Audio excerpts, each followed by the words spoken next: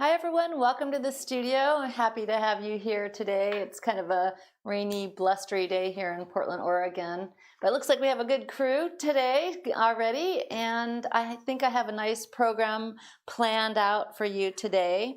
And first off, I just wanted to share a few of my sketchbook pages with you that I'm really excited about.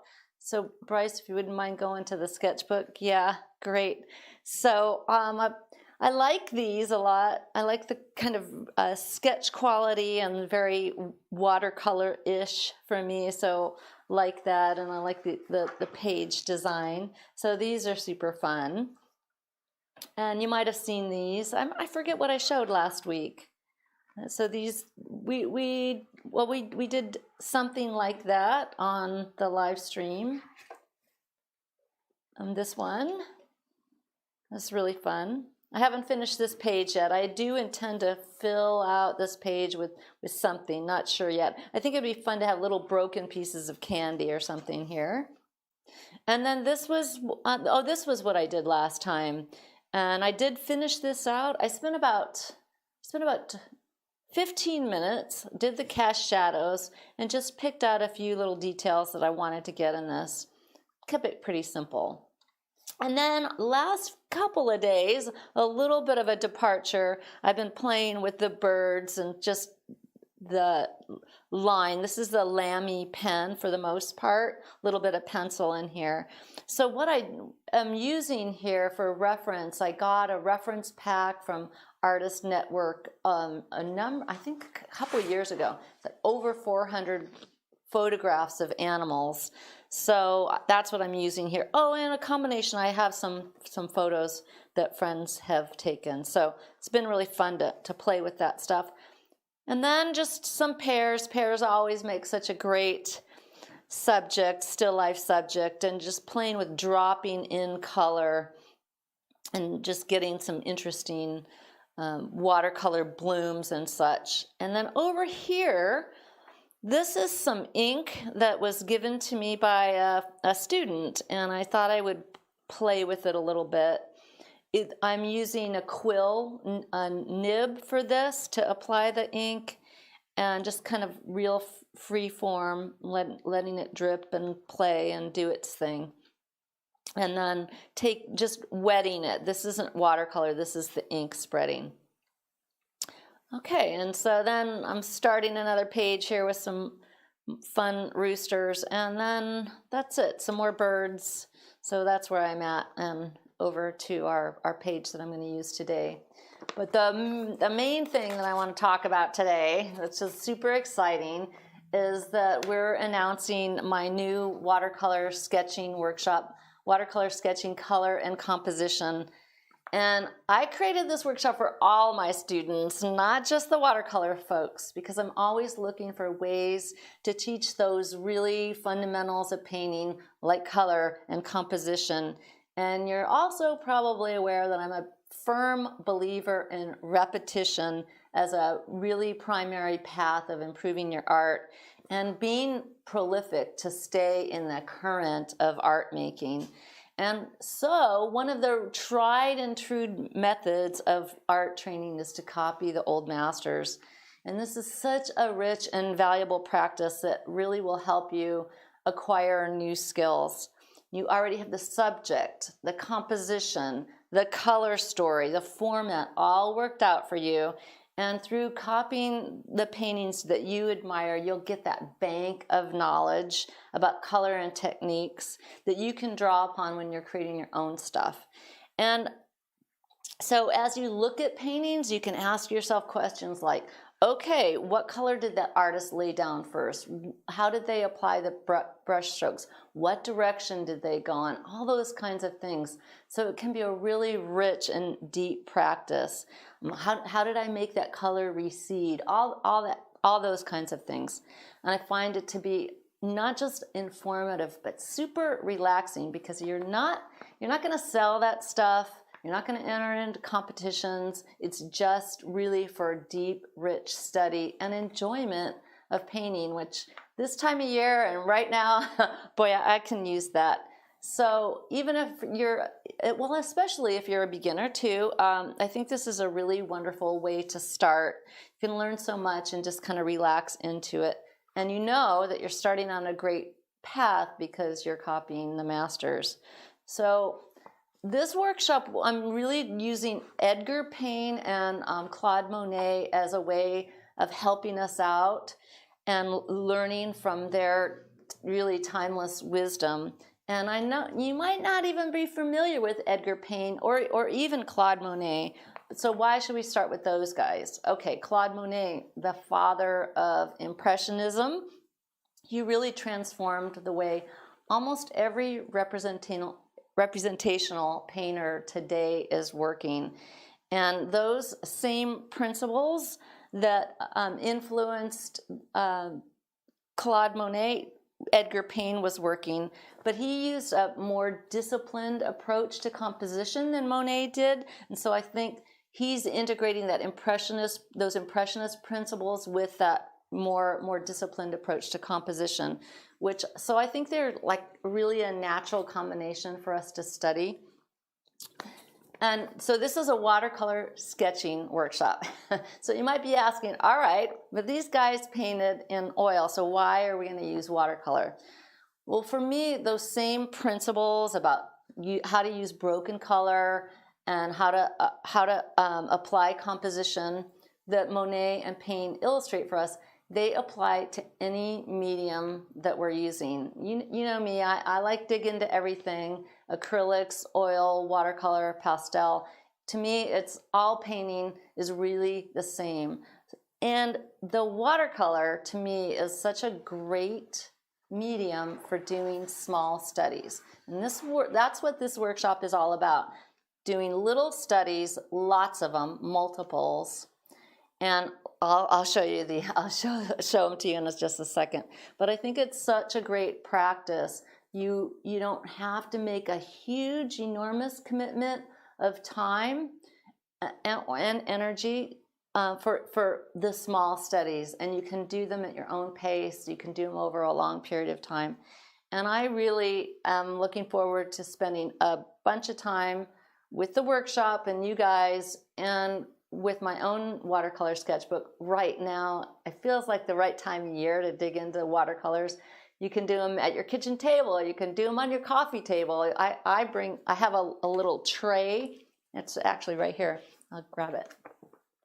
I have this white tray, and I put all my watercolor stuff on this, and I can take it anywhere in my house or in my studios. So I just love watercolor for its just simplicity and flexibility that way. It's just great. And this time of year, I really want to get cozy and just sit down real quiet and do watercolors. So let me show you what we did for the workshop. It's pretty exciting. So first of all, we do a little historical survey of Claude Monet and Edgar Payne, which I think is really very interesting. And then we get in and we make a color chart of all the colors, and that's specific to you so that you can see what you've got going. So I think that it's important to do these. So whatever set you're using, this is, I think, one of my other sets. Make a color chart. And then, let's see, this came after. Then we make gradated washes, and this is important, especially when we're going to be using broken color, because we want to get the value relationships pretty close. So we did that. And then I did a little video on mixing grays, which is really important, because you want to get those grays down so that the bright saturated colors can really pop. So that's in the workshop. And then come our, then there was a little techniques video. Let's see, do I have no, I don't. But there is a techniques video, dropping color, using granulation, using glazes, and a couple other things, I think. So that's in there. And then the studies, which I just think they're so visually attractive and fun to look at and fun to do. And you can do just a couple, or you can do a whole page. It's really up to you. So these are the Edgar Payne ones. So this is more than is in the workshop. I have been doing these little studies for actually a couple of years now. So whenever I just want to kind of dig into painting, I just kind of bust some of these out, and it just feels really, really good. So there's only one page of Payne and one page of Monet's, and then a couple these larger studies for each artist. So, oh, and there's some more. See, I love doing these. I just find them to be so rich and teach me a lot. Okay, here are the Monets. They're just so amazing. They're so pretty. And Monet was such a master of light and atmosphere, getting that shimmering light on the water. Just really, really cool. So again, there's in the workshop, there's one page, one set of 9 of Monet and one set of Edgar Payne. But I've done a lot of them because I just like to do them. Okay, and then there's larger versions of Monet's. This is yeah, cool. And we get into quite a bit of study, especially with Payne's amazing book. We got to keep it here. Is that better? A little lower, yeah. A little, okay. His amazing book, Composition of Outdoor Painting, we really draw upon that. You know, he had these compositional models that he felt like almost every painting fit into it in some way. So these are really, really cool to take a look at and study. There, thanks, Kevin. Yeah. So we dig into that quite a bit as well. Those are really cool. Yeah, they really are. Really helpful. Yeah. And this is the book. And I do recommend, if you take the workshop, that you get a copy of this book. It's wonderful, not just about the compositional models, but in painting in general, and his whole philosophy of art making. Both, I was really interested to learn that both Payne and Monet really went to great lengths to get their subject matter, and they were very diligent, both of them. Okay, so that's what's going on in the workshop. My other motivation for the workshop was, you know, right away you're going to have 25 really permanent, durable studies. The thing that's also, you know, really cool about, oops, oh, there's our heater. They're really cool about doing watercolor is these are, you know, really not going anywhere. If we did them in pastel, they wouldn't be as durable. Oil, just this time of year, I don't really want to be indoors as much and not be able to open up and ventilate. So this is really a perfect medium for this. So they're very, very cool. And let's see, what else did I want to share? Oh, yeah. My other thought behind doing these multiples is probably some of you guys know that a number of years ago, I went on my own journey of doing multiple versions of a composition. I did 100 variations of the same similar composition. And I just found there's so much to be gained for an artist in doing that. You know, so this project really taught me so much, and it really, truly transformed me as an artist permanently. When you repeat a subject again and again. So I wrote down a few things that I feel like happen for you when you are doing that. You're reinterpreting your subject. It really facilitates experimentation and freedom in a way that I don't know any other way path for that's helped me more. It's freed me from the constraints of matching color, and you free yourself from that perfectionist mentality for sure, because you know that there's going to be another one. And your first version usually, and something, you know, anything that I'm doing, if I'm planning on multiple version, that first version is usually going to be that realistic one, kind of tight, Maybe if it's a landscape, it's geographically faithful to the subject. But the second time around, you start in that repetition, you get to tap into a different kind of potential and really start playing with the value relationships, the color relationships. And I found myself when I was doing these little studies that even in the Monets in particular, then I started playing around with what was going on color-wise, just like he did. And of course, he was trying to capture that moment that he observed, which is slightly different, but they are related, and I think that they're both worthy of our time. And I was thinking this morning about the workshop, and I saw on Facebook yesterday that someone had posted a question. Do you get annoyed when someone says, have fun painting? And I thought about that, and I thought, okay, yeah, well, painting is fun. It's not always happy, you know, but it's joyful. And for me, it connects me with something you know, my better self, my best self. And I really feel the most human, I guess, when I'm engaged in art making.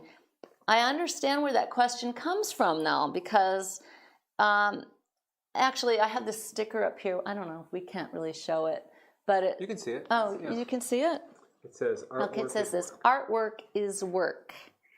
And I believe that's true. Artwork is work. So I understand that the annoyance about that question, because painting is full of everything.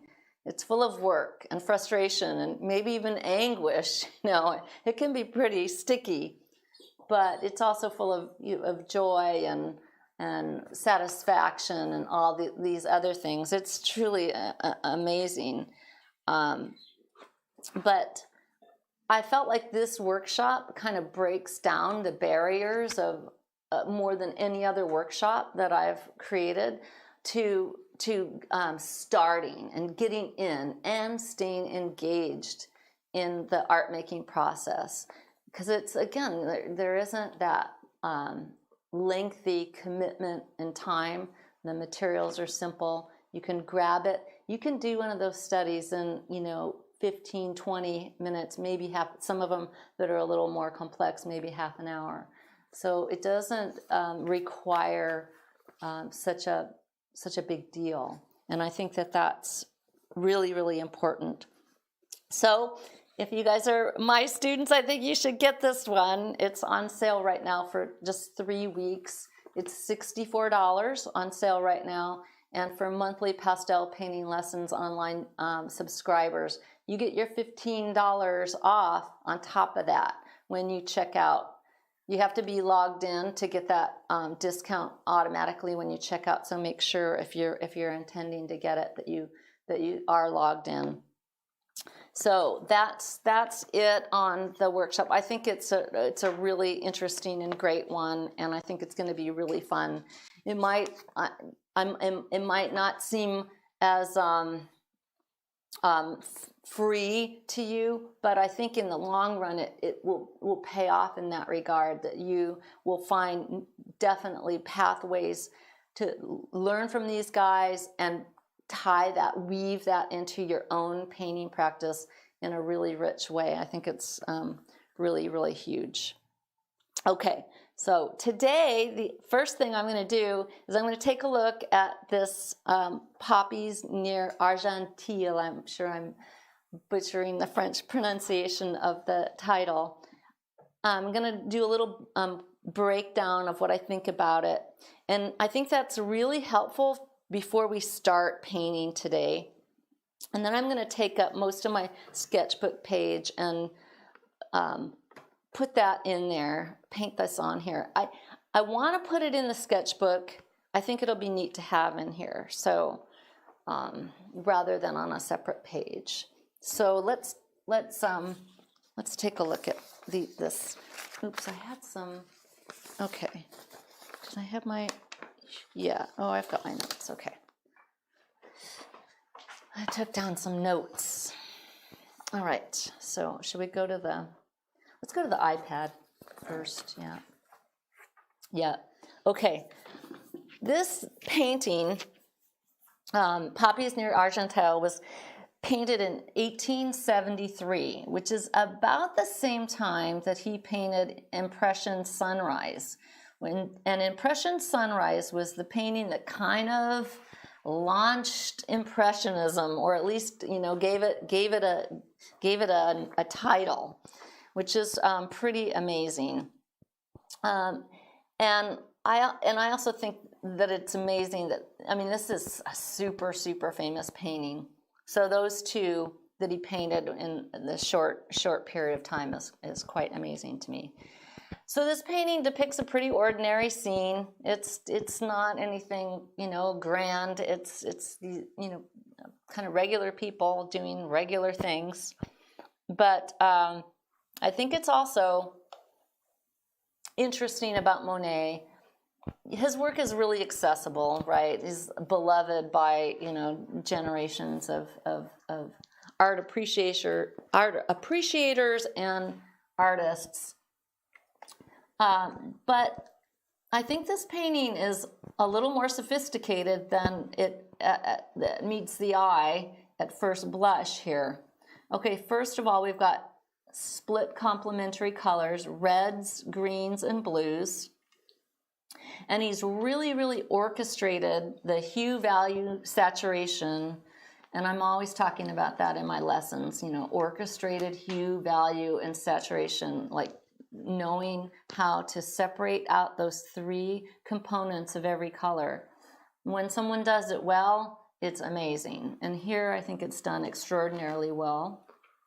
So he's neutralized those greens. The greens are less saturated, and those poppies get to be the star. So the greens are restrained. Then the poppies are, it's pretty interesting. These poppies here, let's look at that. There's just a couple shifts in value, not very much in hue at all. They're, you know, it's relatively close. They're a little brighter here, and they get a little more less saturated as they go back, and that's pretty nice. Now also notice how he's clustered the poppies, and as they recede, they get closer together, they get duller. So all that's, you know, really, really, really cool. Now let's look at the blue a little bit. So the blue in the sky up here gets echoed down here in the parasol and in the dress. So the blue is also doing this interesting compositional thing, which I find really fascinating. Then notice this patch of a little bit more saturated green right here in the center. And then notice how it's also echoed over here. And, you know, very, very clever. So we're, you know, bouncing back and forth. Then I'm going to talk about paint application a little bit, because that, of course, is, you know, really the hallmark of Impressionism, the dabs of paint rather than more glazed layers, which was more traditional.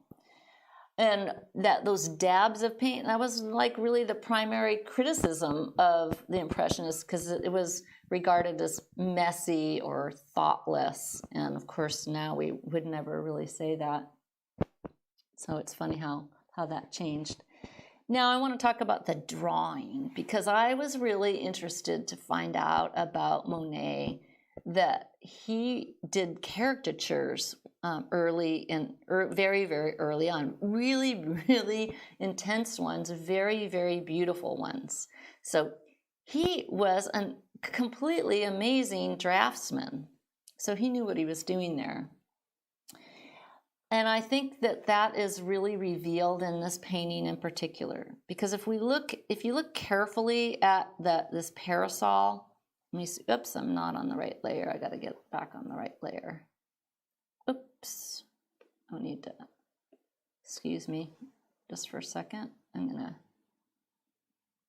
get there. Okay, now, if you look right here at the parasol and her hand, the way her hand is holding onto that parasol, you can really feel that the parasol is being sort of buffeted by the wind, and the way the ribbon on her scarf is being also buffeted. And the way he suggested the detail with just, this mark, just, just so confidently and beautifully, I think it's just amazing. And then the sliver of light on the rim of the parasol, I think it's so beautiful. Let's talk about hard and soft edges. So these figures, again, are just wading through this dense, the dense grasses of the field. And, such an effective look here, soft edges here. But then we get up here, again, to the parasol and the hats here, little bit harder edges. So really cool. He's just orchestrating everything to tell us the story. And let's briefly, finally, talk about composition a little bit. He's pretty much applied the rule of thirds, right? Right here, where the main this action and this action here, but he's kind of broken that rule a little bit, but not so harshly by the little structure that's pretty much smack dab in the center. But again, it has soft edges and it's muted, so it all kind of works, and that's really, really cool. Also structurally, we've got this I'm going to be on the wrong layer again. Let's see. We've got the diagonal, the strong diagonal down, and the poppies are doing that, and then she stops us here, and then you could say, well, we're just stopping there and that's it. But guess what? That's what that blue does up here. The blue is echoed, and so he's orchestrating the composition not just with shapes and line and value, but also with color. So that's what it really makes it a masterpiece for me. All right, so that's I just think it's such a clever yet simple painting, which is amazing. Okay, so now we get to start our own version. I hope you're getting to paint along with me today. I know so many of you guys did with the flowers, and I was really happy to see that pop up on the Facebook group. So I am gonna take a little chance today, and I'm gonna eyeball the proportion, which is something I'll probably be fine. Do you need to do it? No, we did it Are already. you okay? Yep. All right. So I've got my iPad right in front of me, so I'm going to use that as my reference. I think that's pretty good right there. So then I'm going to divide the landscape, and I think it's, it's about like that. So I'm coming in with a little pencil. I hope you guys can see it strongly enough. Sometimes the pencil line is a little hard to see on the. Here, let me adjust the camera just a tiny bit. Okay. Yeah, let me just. I'm gonna unplug this for just 1 second. Okay. And Oops. All right. We'll be right back in a we'll be sec. right back. Yeah. Because we'll make it. What are we doing? I'm gonna bring it down a little bit Oh, okay. so you can see it a little bit better. All right. When we move the camera, it was set. Oh, okay. Setting. That's good. That's cool. Do it now. Do it now. Yeah.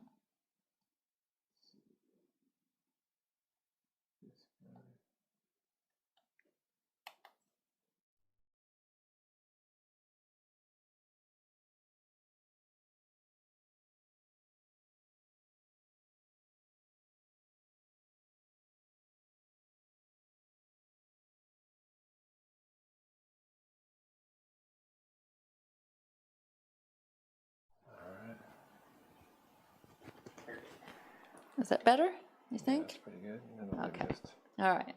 try to be. There we go. Okay. Good. Okay. Now I'm going to set these two kind of secondary figures in here. The lady, her hats, and they're just real simple. They're, if in fact I could just think of it as just a kind of a shape right there for the time being. And then I've got this lovely tree. I don't want to get it too big because there's quite a bit of space up here. I probably have these guys too big based on that. So keep that smaller. Here's the tree. It's got a lovely gesture to it.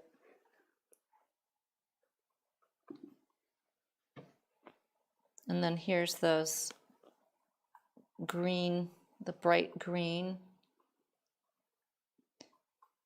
Now these distant tree shapes really kind of anchor the whole composition. Here's my building. And actually I can see I do have the proportion off just a little bit because I want my building in the center. I knew I should have measured.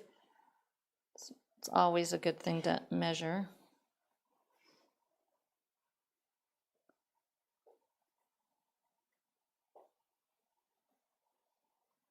And then I'm just get these in here. And I'm not trying to have it be exact. I just want to get a little flavor of what he was doing.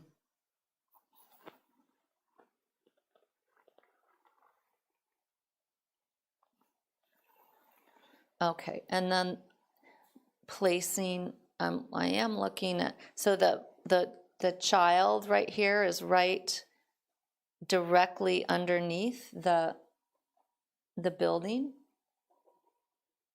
And again, it looks like the child is holding some flowers. And, you know, again, that's just kind of amazing. You really can see what they're doing, but they're, you know, they're barely there. And then the parasol, and just get it round right here. And just to confirm, Marla, you're using your pentalic, one of your pentalics? Yeah, I am. I'm using, yeah. And I just want to keep this really simple.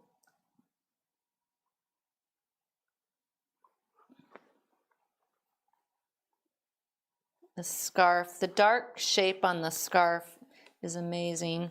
And the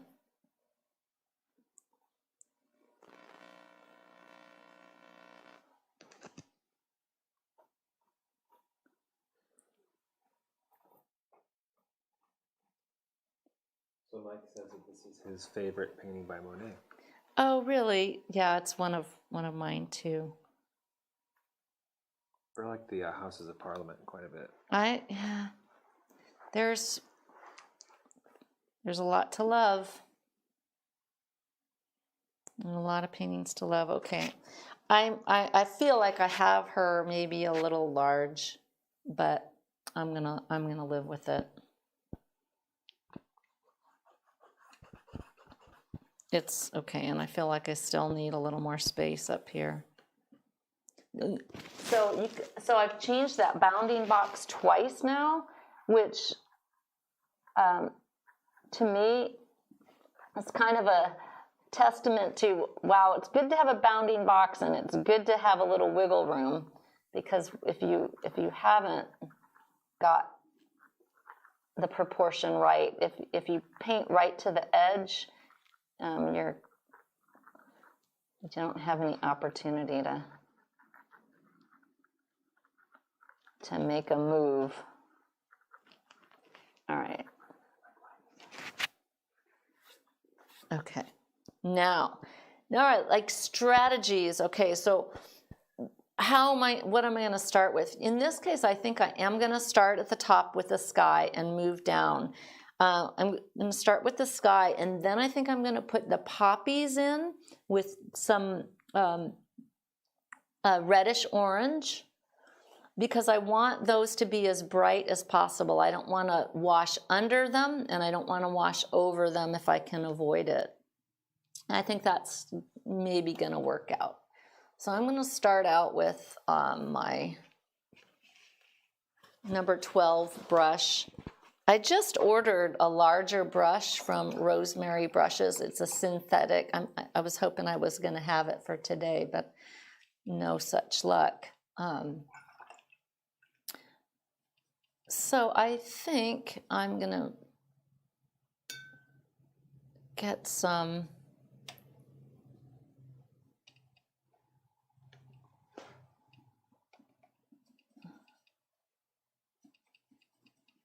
mix up. I see that sky.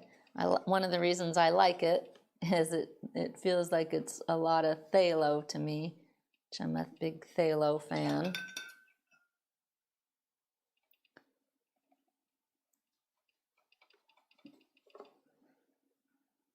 All right. So I'm going to come in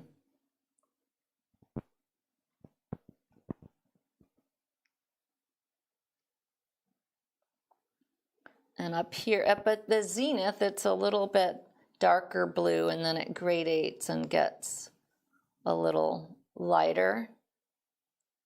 I'm going to skip around where I want those clouds to be. So I'm going to let it get a little bit lighter in value as I go towards the horizon.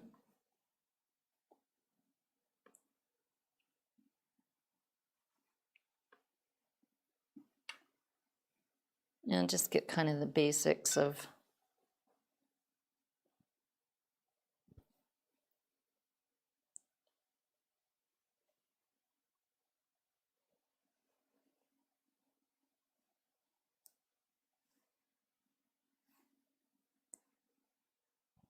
I pretty much like that. And then for the clouds, I'm going to mix up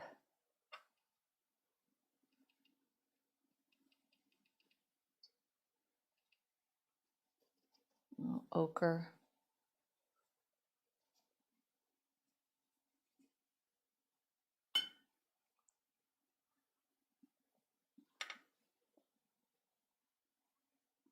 And the undersides of the clouds are a little darker.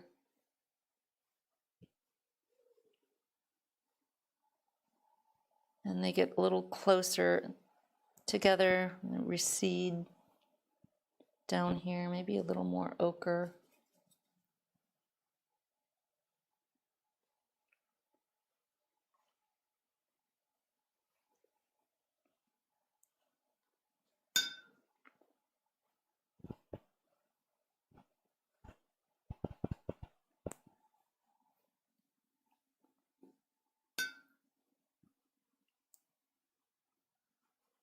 It's kind of nice.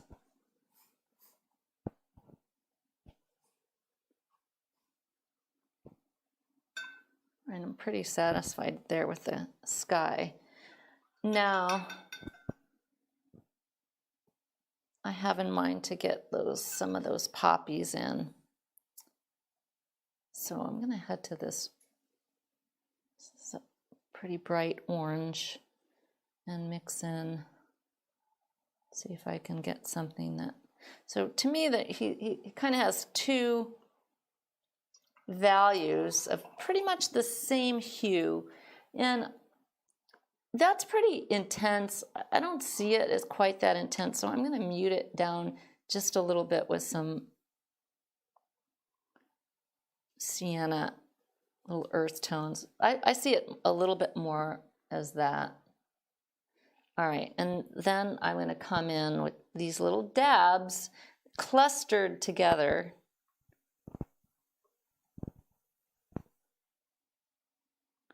And the way that the watercolor pools, it kind of already does some of that form, because I find it fascinating that these little dabs of paint do have volume and form and do say something about the poppies that's so nicely done and such a simple manner. Okay, and down here, right kind of below where the child is, there's a more dense clustering. And that's also, you know, it seems like it might be random, but I'm sure it was very intentional. So I don't want to, there's a danger of getting in too much of a pattern.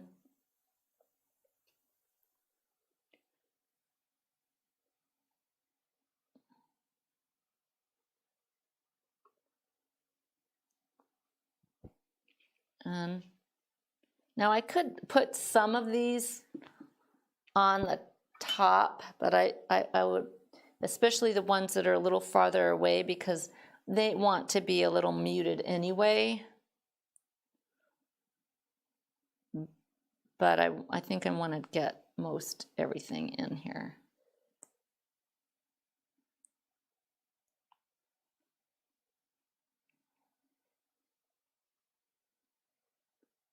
So it takes a little time.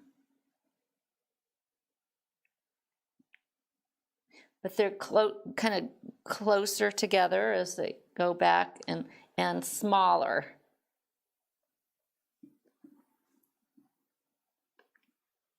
So they're receding.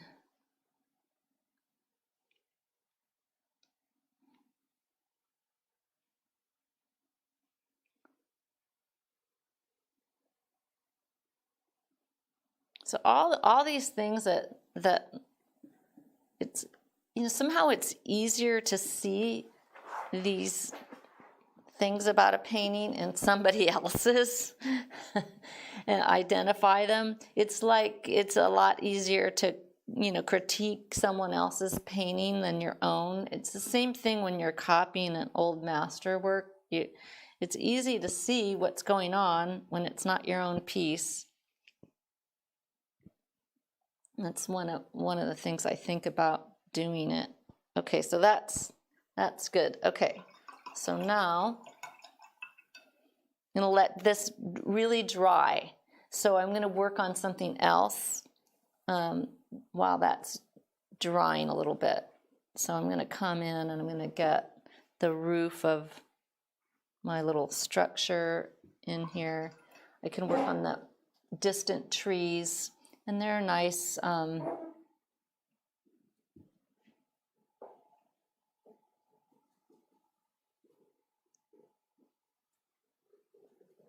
Kind of muted. There's a little, looks like some kind of another row of trees behind these that aren't quite as, that are a little brighter. But I'm going to start with this for these. I think that's about right.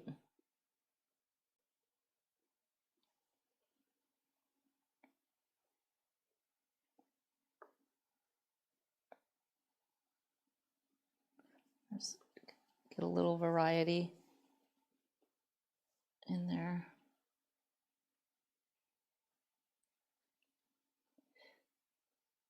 Important to notice how they're kind of, these guys are actually massed together. They're kind of kissing.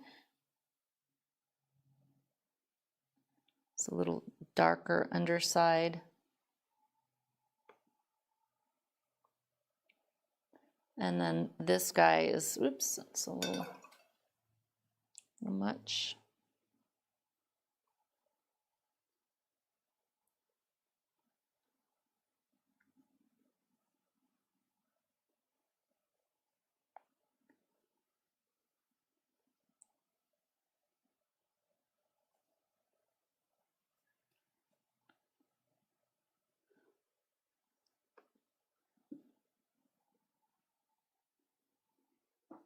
So are there people painting along? There must be some of you guys painting along. Yeah, I hope so. It's fun.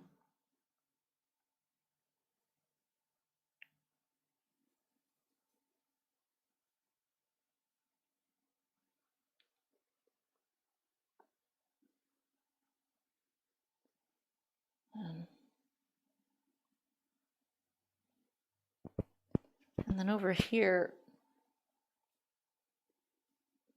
kind of more cypress-like tree. Appears to have a little more, I'm going to say, detail. Here's a question. Do you find that your paints lift well off the Pentalic? You know, the Pentalic is a paper that is, it's kind of middle of the road in terms of watercolor, I think. I like it because it will accept the other media very well. So relative to other more traditional watercolor papers, I would say no, it doesn't. But what it does, I think, for me, that I like is it, you know, it affords that use of more media. So I'm skipping around the little kid right here. And then the lady's hat actually comes up to the top up here.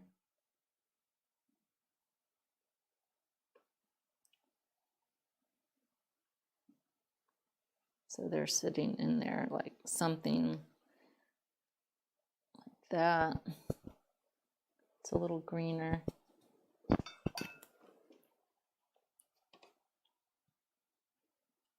Yeah, the Pentalic is truly a, you know, a sketchbook, you know, watercolor sketching thing, I believe, I would say, in my view. So, you know, definitely has its sort of limitations.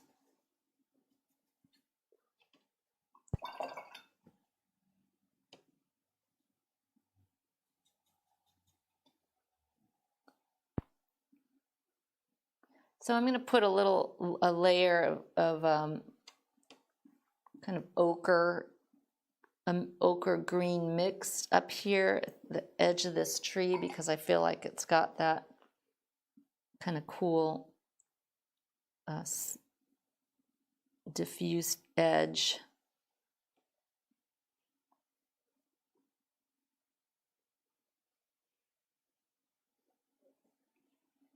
And then it gets a little denser down here.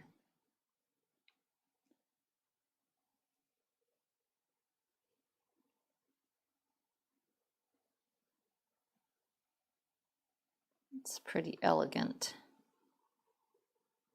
Marilyn says that she sometimes paints along after with the recording. Oh yeah. Which is probably a good way to That's go. probably a good way to go, actually, because then you can, you know, just... You can pause it. Yeah, right? you can pause it. You can kind of see it and then see it again.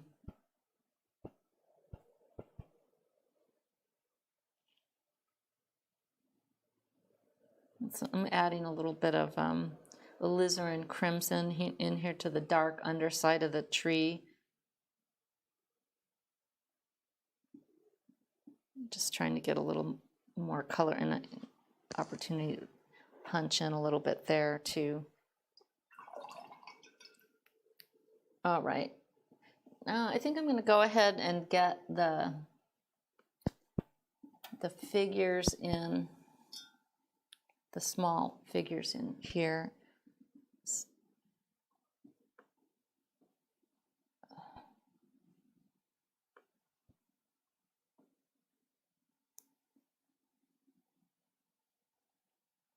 And I'm painting at a much, much smaller scale than the original, so a little tricky, but it's okay.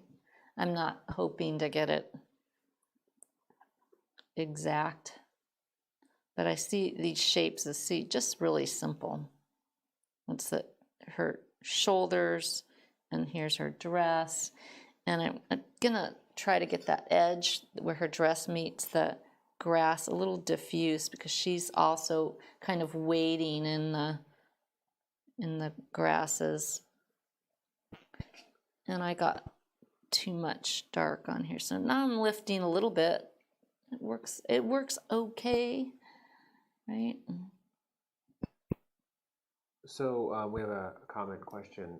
Pastel and watercolor seem like opposite mediums in some ways. Do you have to shift your thinking when painting each, or does it just come automatically?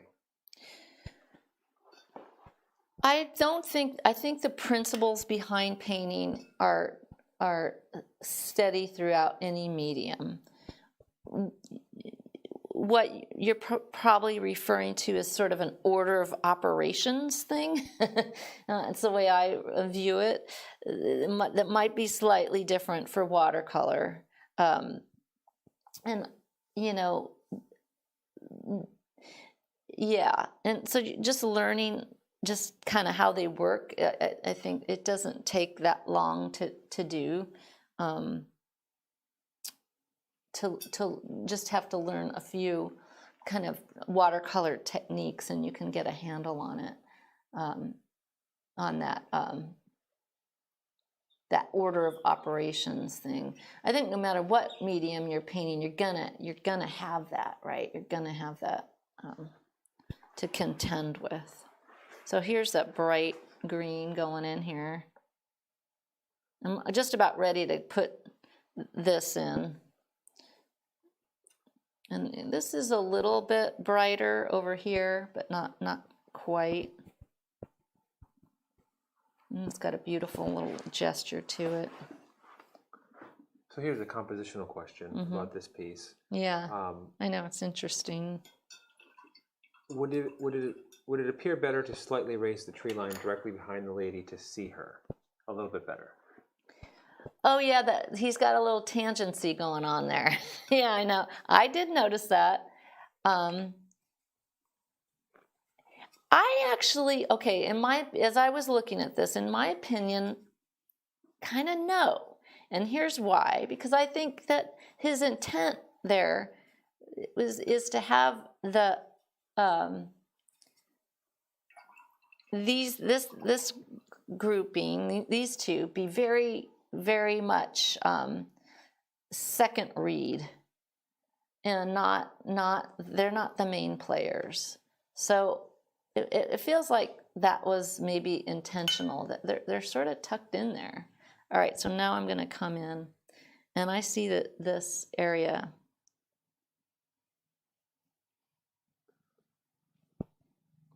it's got a mix of kind of grade.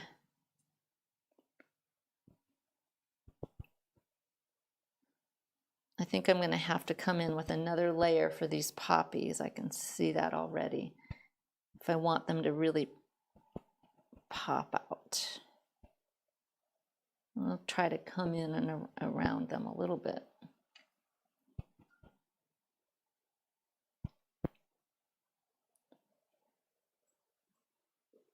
So this green, it's pretty muted. It's definitely not full power.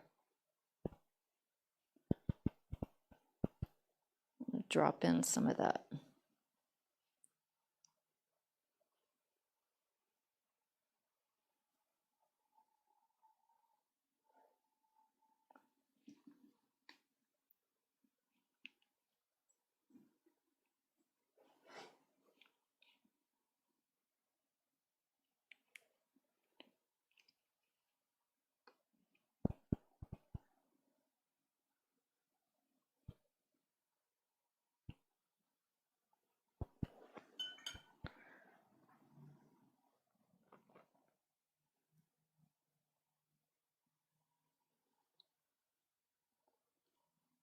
It's pretty fascinating how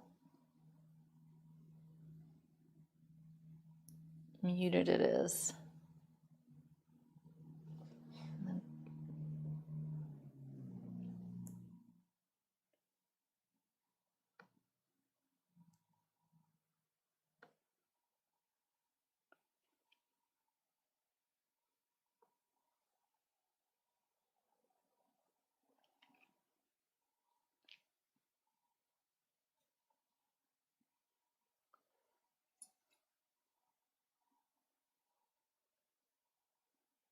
Then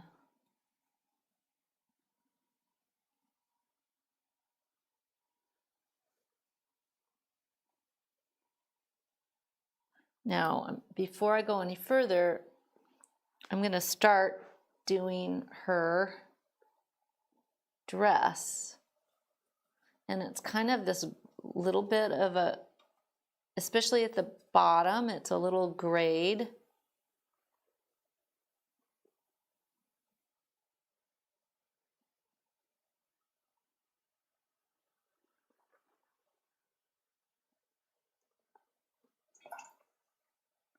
Let's get a little more ultramarine.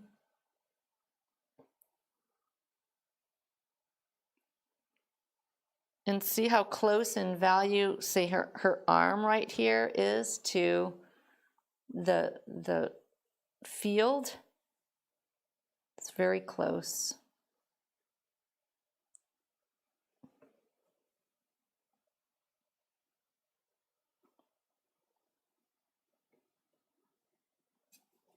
And her skin tone, it's really also, she's kind of in shadow.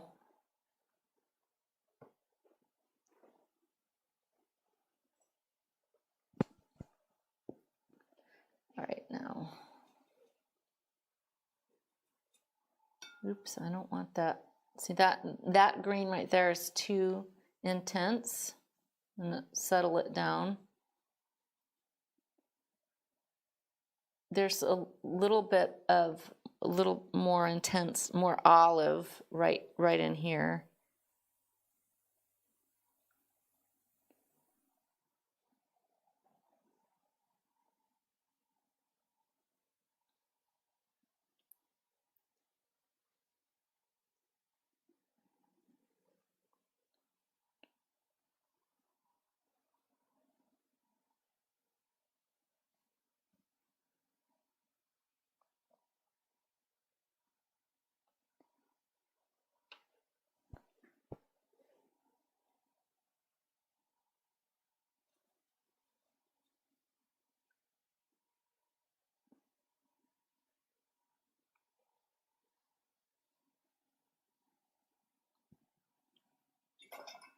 I can drop in some of this.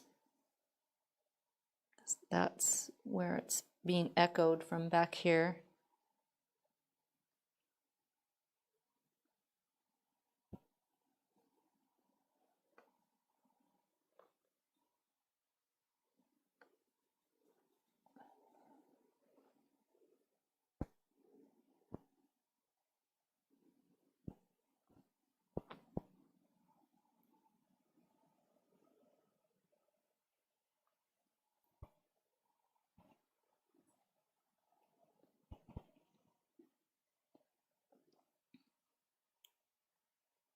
Oh yeah, it's kind of coming together. I'm gonna get this.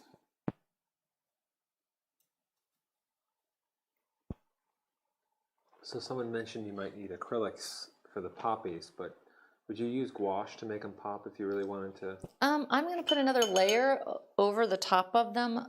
I think it'll be fine. Right now, you're just kind of blocking everything in. Yeah, yeah.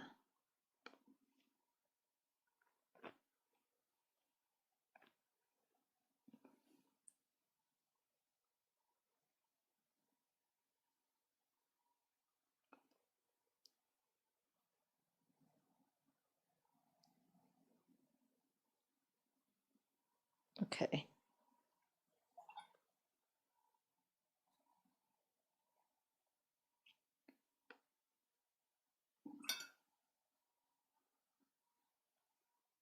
I'm gonna get that parasol going. It's kind of, it's very,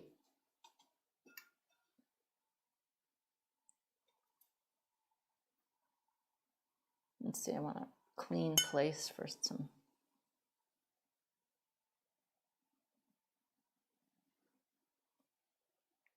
It's kind of complicated in a way. It's got, you can really see the inside of it, the design inside.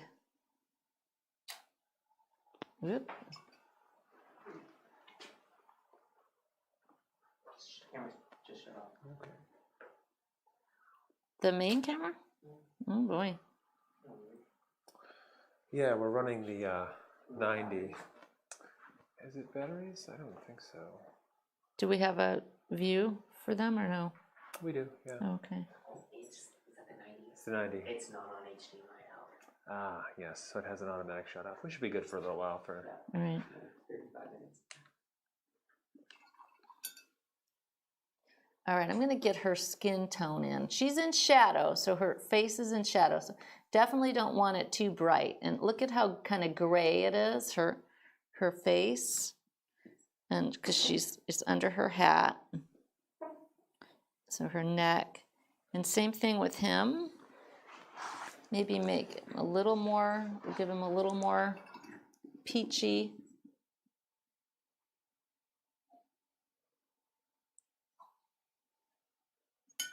Let's see, come up with something that's maybe a little bit more like that. And his shirt is a kind of grayed yellow.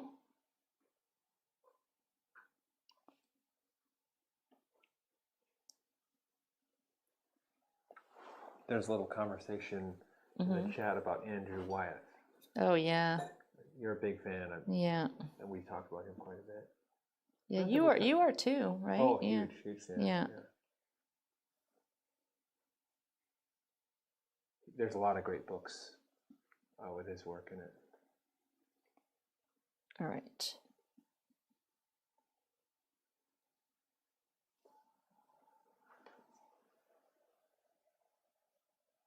There was that show here in Portland that was the Wyeths. Did you saw that, right, That Kevin? was great. That was really great. It was I'm a big N.C. Wyeth fan. I'm probably more of an N.C. Wyeth fan than I am a Andrew Wyeth fan.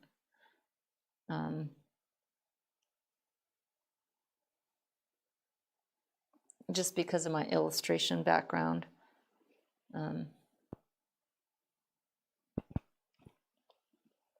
Okay, now I want these guys back in here to kind of be setting back into the landscape a bit more.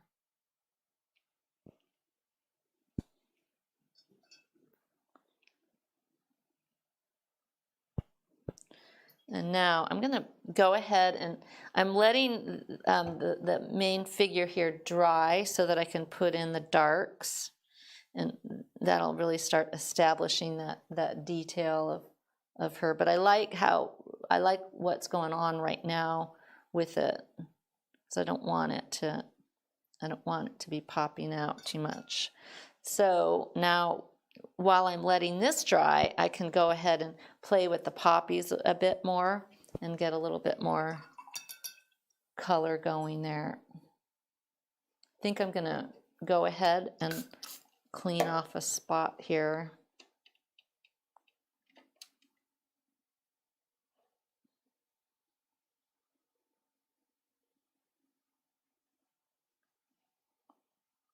And I want a version of this that's darker.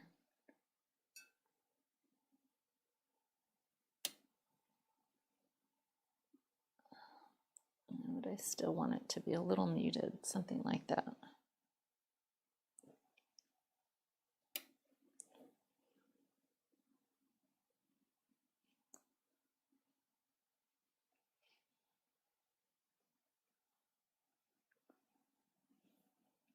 That's pretty good.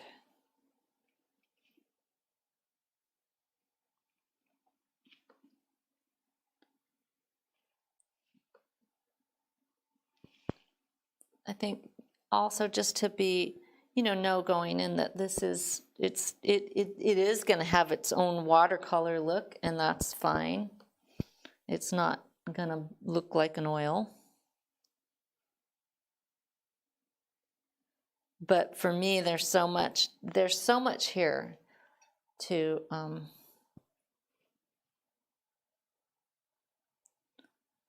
get from doing this kind of copying, doing your own version. And that's the other thing about doing a different medium, that it isn't so much a copy. It is more of your own version of it. It's, you can be pretty free about it.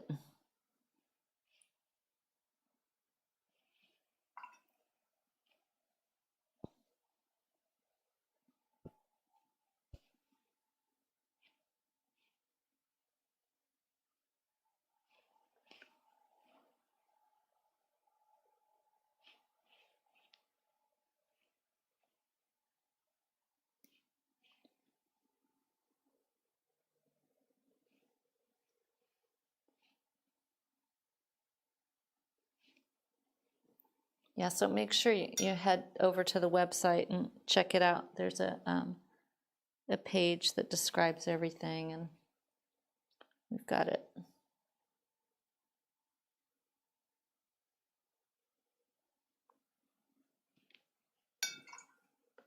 It's already proving to be pretty popular, so it's nice. People are liking it.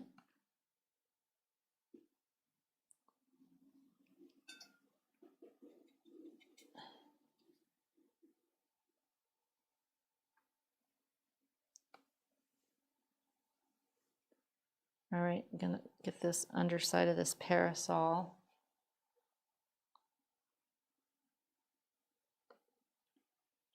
Now I'm gonna get her dark,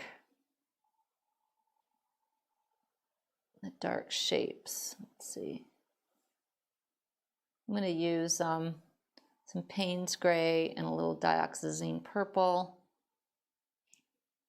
And I wanna keep it really simple.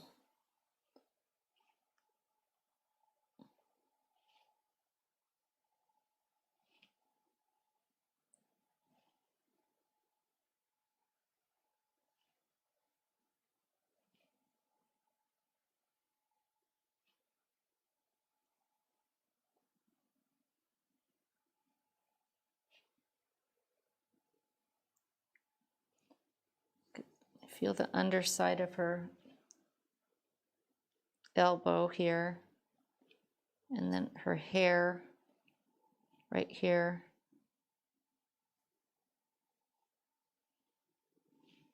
And then the ribbon on her hat. It's just like one stroke right here.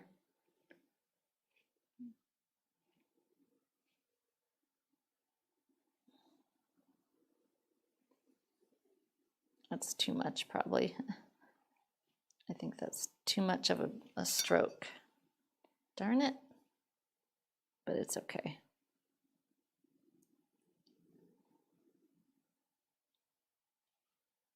And then there's a couple of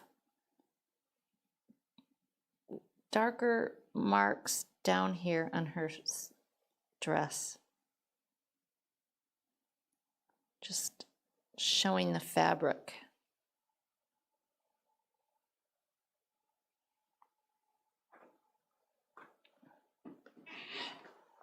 Oh.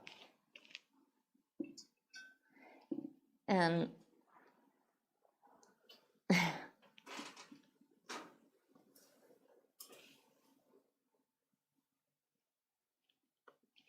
and now I'm going to get this guy's little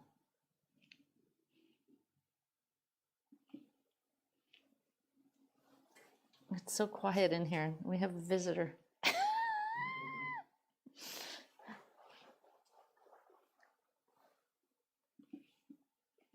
Well, really quick, Michelle says that a friend of hers made her own sketchbook with her favorite watercolor paper by buying sheets and cutting them to size.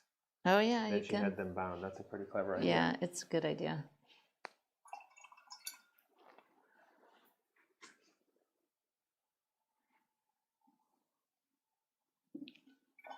What's Roger Thompson Photography doing here? Oh, looks like we have a visitor. Yeah. Roger I just wore walked. my purple shirt, and I said if I have a purple shirt on, I probably should stop by and see the uniform. Oh. Purple shirt is a uniform. Yes, Roger and I have matching purple shirts. It's not a thing. All right. Okay. I think that's pretty good. And let's see, what else do I want to do?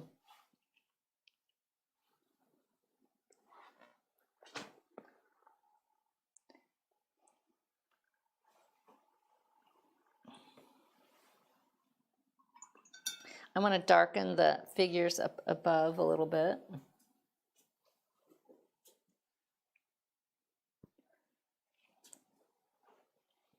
But I actually like how these figures are up here and pretty kind of ethereal looking.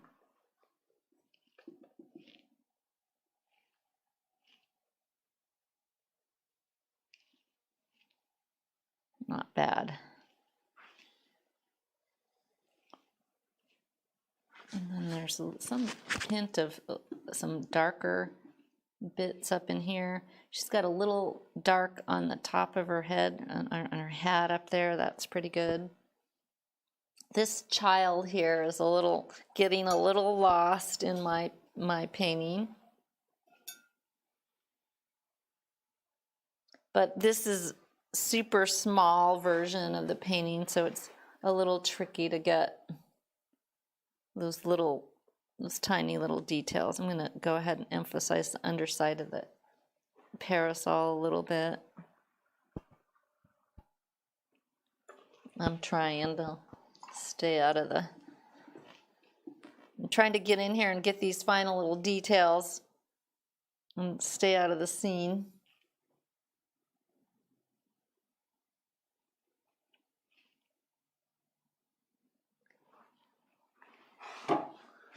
Helen pointed out that the bloom behind the lady kind of looks like another person. Oh, this one. Oh, does it? Okay, maybe we should try to do something about Soften that up a little bit. Soften it. Good call. Good call. Yeah. I don't want that. That's probably better.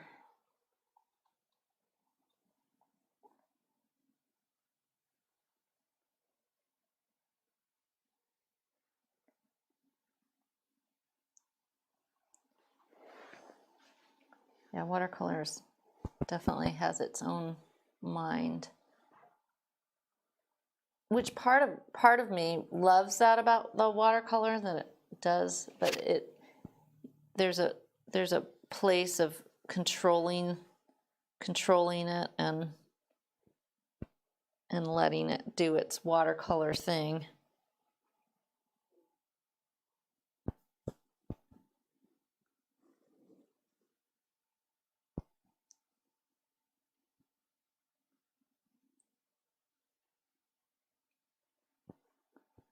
There, that's pretty nice.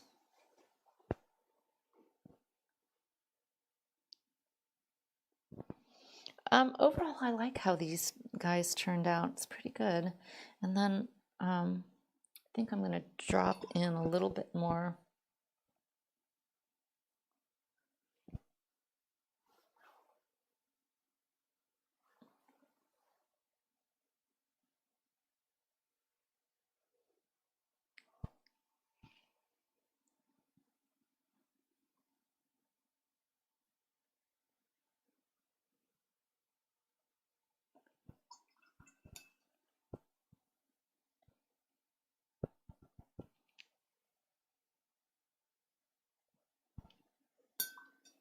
And one thing I have in mind is to put some on this structure. There's some little windows, so I'm doing that with my pencil. Oh, and there's a little, just for accuracy's sake, there's one more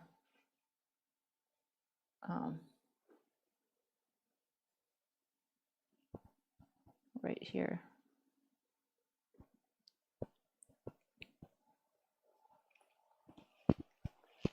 Oh boy, that computer's having fun today. One of the computer that runs the live stream is working hard.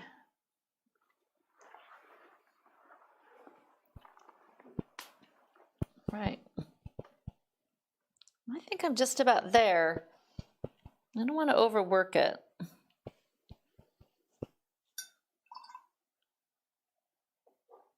I like how this lady turned out. I think it's pretty, pretty neat.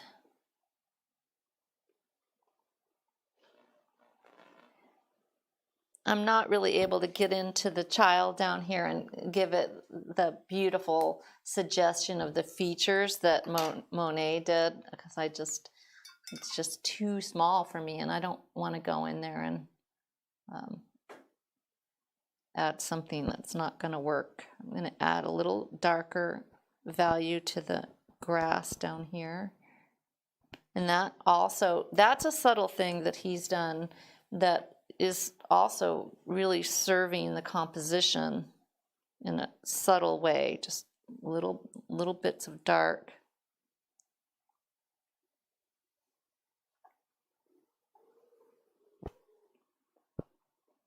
Okay.